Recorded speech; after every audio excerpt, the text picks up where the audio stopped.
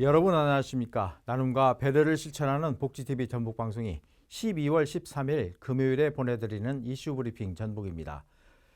윤석열 대통령이 비상계엄 사태와 관련해 나라를 살리려는 비상조치를 나라를 망치려는 내란 행위로 보는 것은 우리 헌법과 법체계를 심각한 위험에 빠뜨리는 것이라고 말했습니다. 윤 대통령은 또 대통령의 법적 권한으로 행사한 비상계엄 조치는 대통령의 고도의 정치적 판단이라고 밝혔습니다.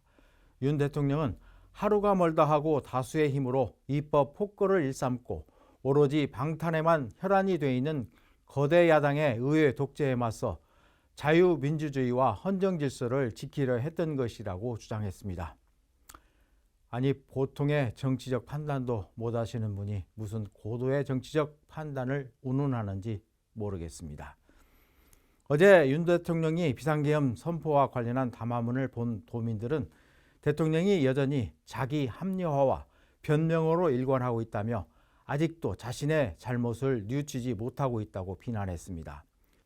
도민들은 대한민국 국정을 마비시킨 장본인이 대한민국을 지키고 원활한 국정 운영을 위해 어쩔 수 없이 계엄을 선포했다는 담화 내용에 분노가 치밀어 오른다는 반응을 나타냈습니다. 국민의힘 조배숙 의원이 국회 법사위에서 윤석열 대통령에게 내란죄를 적용할 수 없다고 볼 여지가 있다는 취지의 발언으로 여론의 몰매를 맞고 있습니다. 국민의힘 조배숙 의원은 형법 87조를 들어 내란죄가 인정되려면 국가 권력을 배제하거나 국헌을 문란하게 할 목적으로 폭동을 일으켰어야 하는데 해석이 엇갈린다는 겁니다. 또 대법원 판례 등을 들어 폭동의 의미를 해석하며 내란죄 판단을 신중히 해야 한다는 취지의 주장도 했습니다. 하지만 총을 든 군인들이 국회에 난입해 국회의원들의 의결권 행사를 막아서는 것을 온 국민이 지켜본 상황이고 윤 대통령을 중심으로 국방부 장관과 군경의 사전 모의 정황이 속속 드러나는 상황에서 현실과 동떨어진 주장이라는 비난의 화살이 쏟아지고 있습니다. 이에 대해 민주당 전북도당은 성명을 내고 조배숙 의원은 내란 수기를 비호한 민주주의의 반역자라며 전북도민께 사죄하고 즉각 물러나라고 성토했습니다. 또한 조배숙 의원은 전북을 팔아 정치 생명을 연장해 왔으며 나아가 불법 계엄과 내란에 동조함으로써 민주주의를 지켜온 전북도민의 자존심에 씻을 수 없는 상처를 남겼다고 비난했습니다.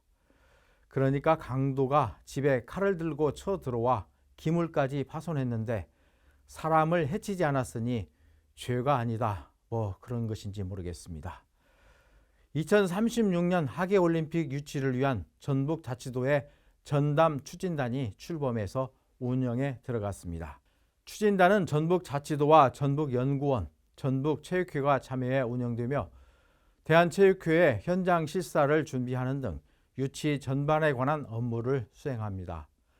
대한체육회의 현장 실사는 다음 달 6일부터 이틀 동안 진행되며 국내 후보지는 2월 28일에 발표됩니다.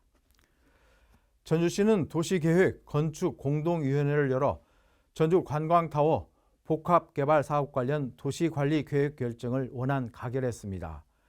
이에 따라 관광타워 등 복합개발 사업이 추진되는 대한방직터 23만 제곱미터가 일반 공업지역에서 준주거지역, 일반 상업지역으로 변경됩니다. 전주시는 주민 공람 공고를 거쳐 이달 말 도시관리계획 변경 시행을 고시하며 고시문에 사업 시행자인 자광의 공공기여 계획 등을 담을 예정입니다. 이어 건축 통합 심의와 사업 승인이 마무리되면 사업 시행자 자광은 빠르면 내년 상반기쯤 대한방직 개발 사업에 착수합니다. 코로나 사태 이후 경영이 악화된 도내 지방의료원에 경영안전자금이 지원됩니다.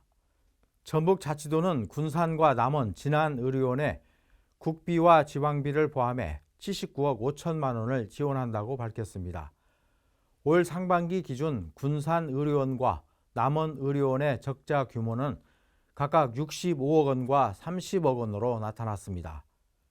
전주시가 갑작스러운 어려움에 빠진 시민들에게 올해 지급한 긴급복지지원금이 지난해보다 증가했습니다. 지급액은 지난달까지 6,500여 세대에 61억 3천만 원입니다. 지난해보다 3억 7천만 원이 많습니다. 전주시는 전세 사기 피해 시민들이 많아 지급액이 증가한 것으로 분석했습니다. 익산시가 향토기업 제일건설 부도 사태로 피해를 입은 하도급 업체 등을 상대로 피해 접수 창구를 운영하는 등 충격 최소화에 나섭니다. 현재 제일건설은 익산 남중동과 하멜읍에서 공동주택을 건설하고 있는데 주택도시보증공사가 보증을 제공하고 있는 만큼 입주 예정자의 피해는 없을 것으로 보고 있습니다. 다만 자재를 공급하는 업체나 하도급 업체 등 관련 피해에 대한 지원책을 마련하기 위해 피해 접수 창구를 운영하기로 했습니다. 나눔과 배려를 실천하는 복지TV 전북방송이 2024년 한 해를 마무리하면서 장애인과 독거노인, 다문화 가정 등 소외계층을 돕기 위한 후원의 밤 행사를 마련합니다. 아직도 우리 주위에는 돌봄과 도움의 손길을 기다리는 많은 이웃들이 있습니다. 여러분들의 작은 발걸음이 소외된 이웃들에게 큰 위로와 힘이 된다는 생각으로 정성과 사랑을 모아주시기를 당부드립니다. 오는 20일 오후 5시부터 전주시 효다동 웨스트빌 빌딩 5층 파티원에서 진행되는 소외계층을 위한 복지TV 전북방송 후원의 밤 행사에 따뜻한 마음을 나눌 도민 여러분을 초대합니다.